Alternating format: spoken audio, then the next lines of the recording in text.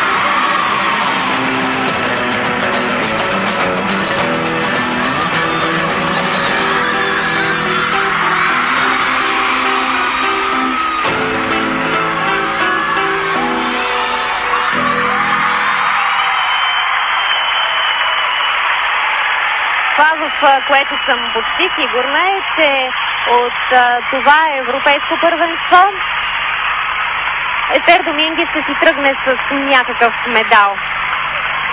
Той вероятно няма да е от шампионата в многобоя.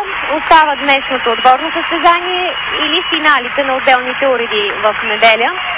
Казвам, че Естер ще си тръгне от родния си град Сарагоса, защото тя живее в Мадрид